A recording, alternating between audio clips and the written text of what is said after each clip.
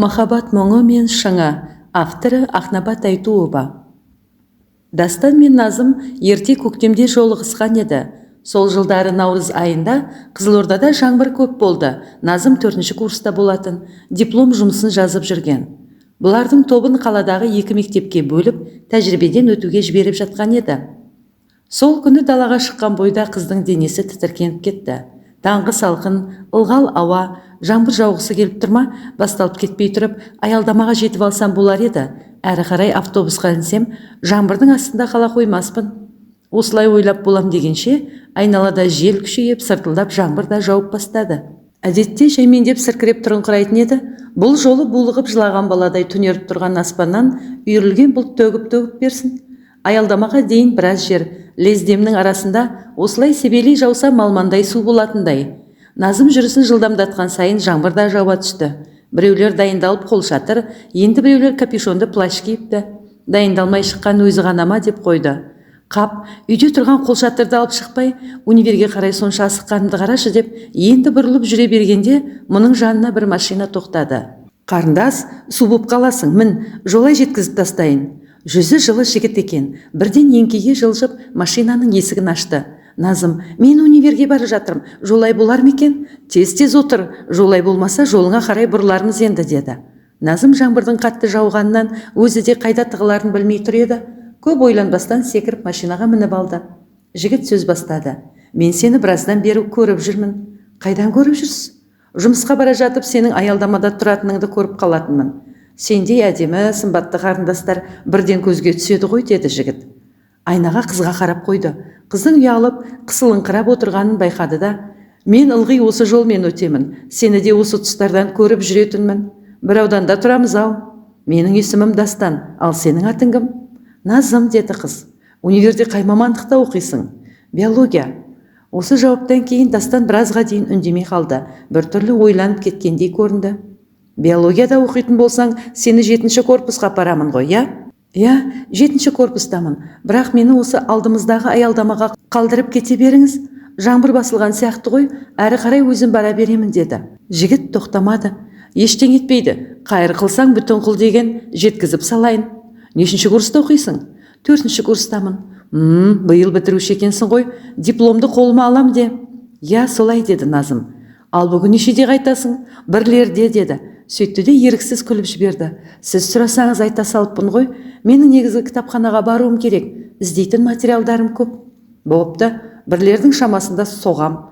Әрі қарай көрерміз. Егер ауа райына қарайтын болсақ, бүгін күні бойына жаңбыр болады. Сені кітапханаға да су тигізбей апарып келейін. Жоқ, ештеме етпейді. Мен өзім барамын. Сіз дәуре ғып, уақытыңызды алғым келмейді. Жарайды, Назым, маған сіз демей-ақ қойшы. Соншалықты қартайып қалған адам емеспін ғой. Көп болса арамыз 4-5 жас шығар. Назым жымиып басын изеді де, машина тоқтаған бойда рахметін айтып, сумкасынан жолақысын төлейін, қанша болады деп сұрап еді. Дастан, қарындасым-ау, мен тек сен судың астында қалмасын деп мінгізіп алдым ғой. Ақы сұрадым ба, қой, ұят болады, түсе бер деп шырпыры шықты.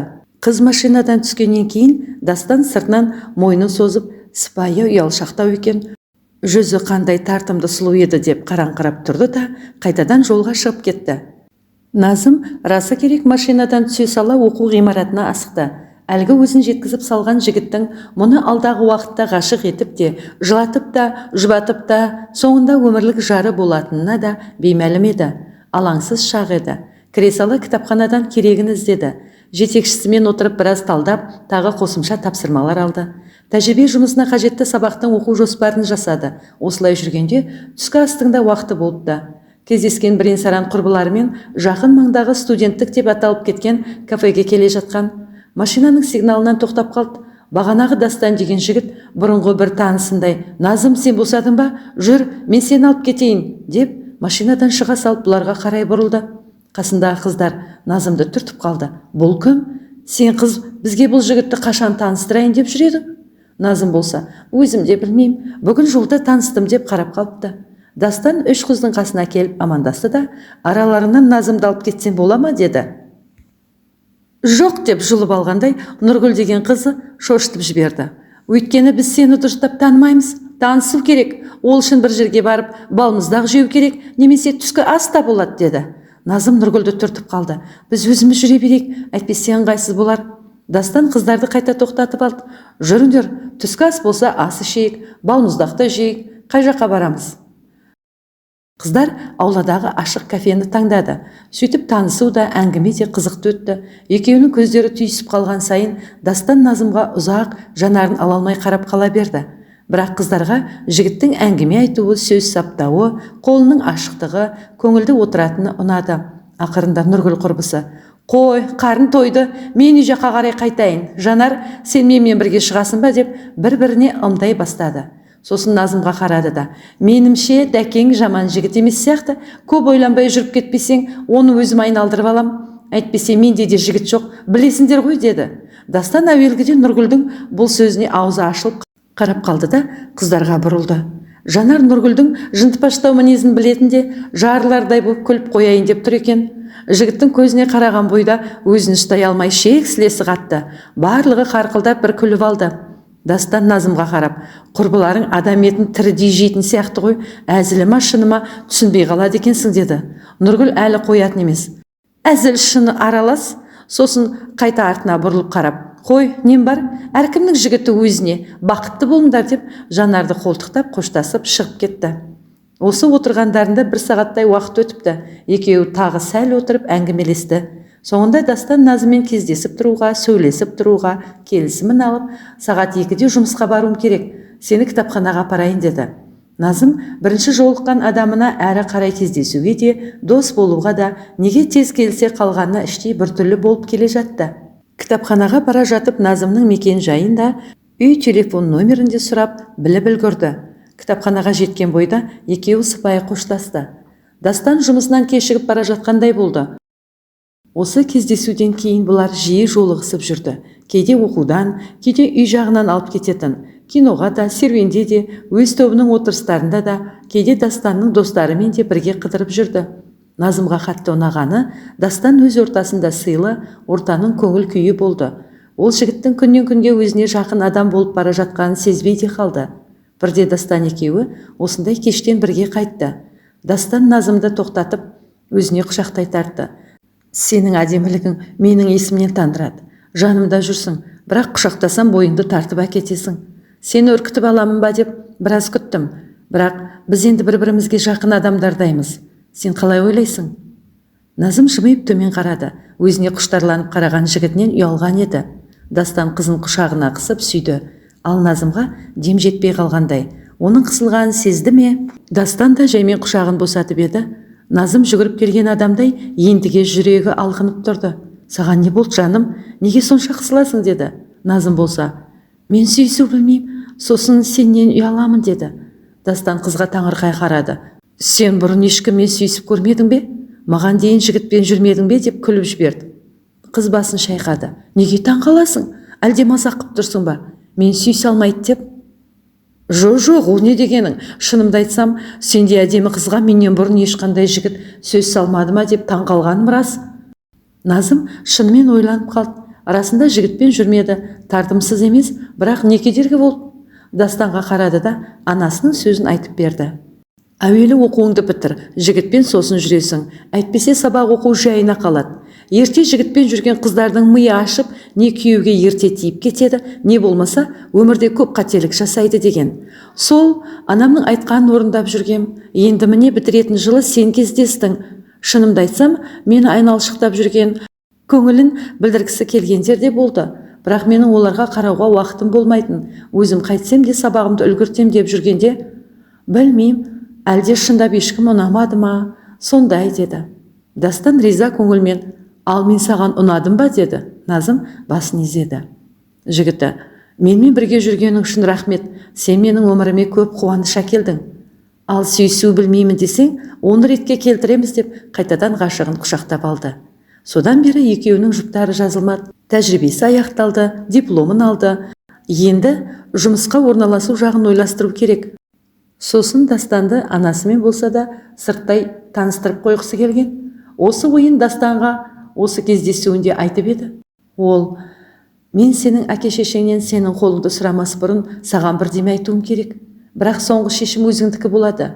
Егер мені қабылдамасаң, мен сені кінәламаймын. Саған әуел баста айтқым келген, бірақ сені қатты жақсы көріп қалдым. Уақыт өте келе айтуға тағы қорықтым. Сен мені тастап кете ме, жек көріп кете ме деп өзімді тоқтатып тастап жүрдім. Назым аң-таң, арада 3 ай асты. Менен жасырған несі бар екен? Әлде бір науқасы бар ма? Әлде үйіндегі жақыны сырқат па екен? Үнсіздікті Назым бұзды. Айта алмай жүрсең осы жолы айтып бітір. Егер шын нәрсе болса, мен бәрібір білу керек шығармын. Машинаның күн қағарын көтеріп, оның артынан бір суретті алды. Суретте Дастан, тағы бір келіншек, сосын кішкене сәби екен. Бұл менің келіншегім мен балам. Ол да биология пәнінің мұғалімі еді. Назымның жүрегі зу ете қалды. Дастан, сен мені алдап келдің ба? Сенің отбасың бар ма? Қалай дәтің бар? Мені мазақ еткің келді ма? Дастан, жоқ, тыңдашы деген сол еді. Әрі қарай қыз даусының қатты шығып кеткенін сезбей де қалды. Ол ашуға мініп, «Я, арамыз 4-5 жас, бірақ сен өзіңді бойдағы адам сияқты ұстадың ғой. Мұның не? Саған менімен жүру неге керек болды? Ішің пысып жүрді ма? Жап-жас әйелің зеріктіріп үлгірді ма?» Назым суретті жұлып алып, Дастанның бетіне лақтырып жіберді. Сөйтті де машинадан түсіп, жылай жүгіріп бара жатты. Дастанға бақытқа бөлеген махаббатының бәрі осы жерде аяқталғандай көрінді.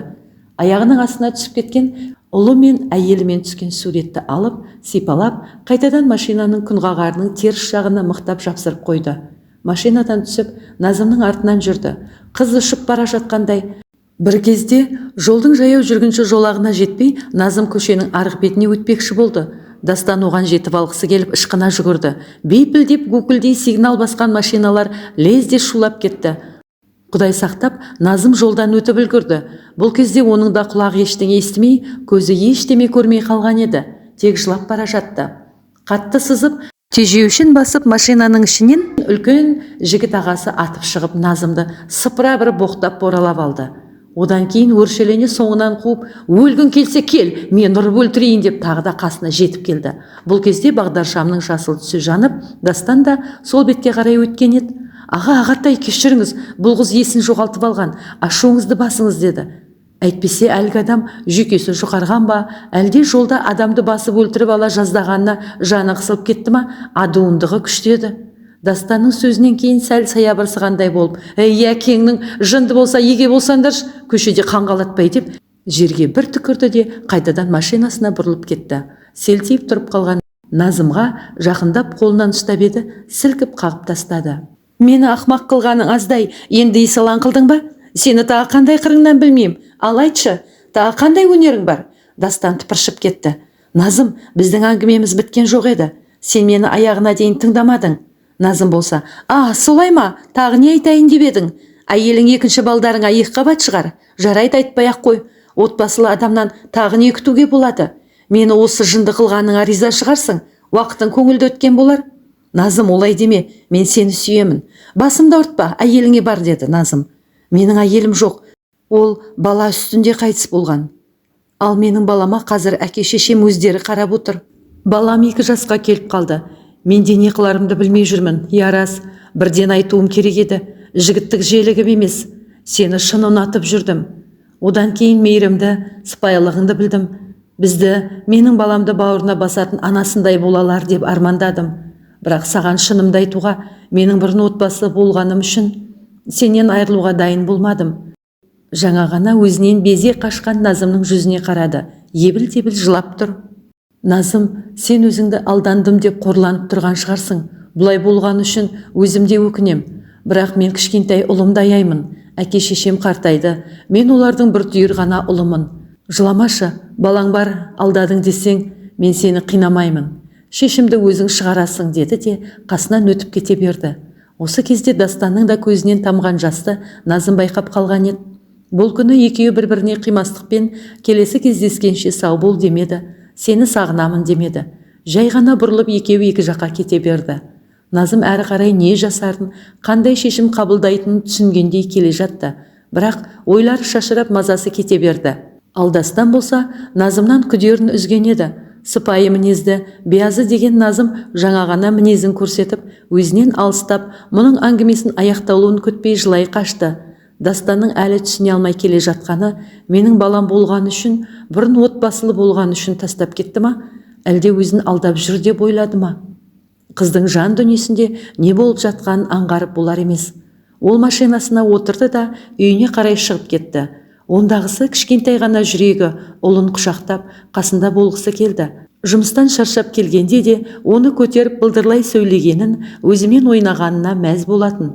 Енді осы баласын Назымда құшақтап бауырына басса, оны анашым десе, басы бүтін бауыры түгел бір отбасы болсақ, қартайған әке-шешесі де әкелі балалы екеуге қарап бір жылап алатын.